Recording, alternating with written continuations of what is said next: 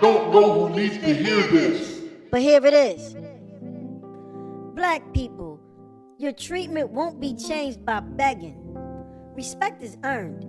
Even on a small level, most people understand that if someone is bullying you or taking advantage of you, the way to make them stop is to make them stop, or to stand up to them and let them know that you will no longer tolerate their mistreatment of you. All throughout history, starting with the ancient world and going all the way to the present, nations acquire power by conquering other nations. In a likewise way, freedom is gained when oppressed nations raise up and fight to gain their power or freedom back. Think about it. No nation of people will free or treat another nation better when their maltreatment or oppression of that nation is benefiting them in so many ways. It's kind of sad to me. I see people saying that after 400 years, blacks are still in the same position. Yet, these will be the same people that say the answer is to vote and to quote unquote trust the system. Ask yourself this. Why would you trust a system that you know was designed to destroy you? Let's go further.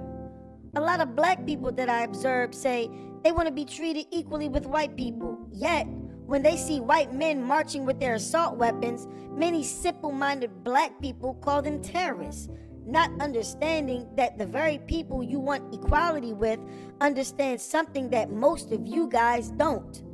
Freedom is earned, not given away. America itself was born with this mindset. The powers that be, though, they had a different plan for blacks. A big reason most blacks want to be equal with everyone, opposed to being the leader of the pack, is the civil rights movement programming. I'm not going to spend a bunch of time breaking down that deception, but I will say this to put it in context. Blacks did all of that marching and protesting and voting and blah, blah, blah. And look, we are in the same position after all of these years. You know why? Because that was the plan. It's almost like having a spouse that doesn't want you anymore. The more you chase that person, the more control you give them. The only way you can break free is when you decide you are good with or without that person. In the same way, if black people had that mindset of we don't hate white people or other nations, but we don't admire them either. To take it a step further, it would be good if we didn't even care what these other nations think. Meaning, the only way you get our respect or admiration is if you do things our way. That's what the other nations do to us.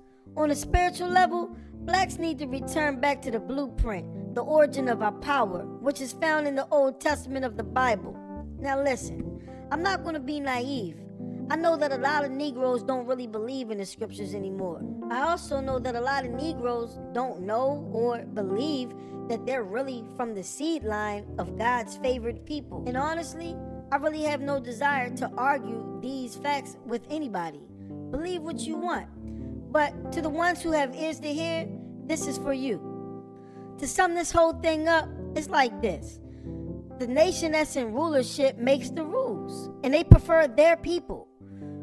In America, European whites really don't like anyone. Think about it. They don't like Middle Easterns, they don't like Asians, Africans, Mexicans, etc. The difference is they have to respect these other demographics because these other demographics don't really focus on what white people think of them. So they don't fall for the same mental manipulation that black people fall for. I am the Spirit of David. I don't know who needs to hear this.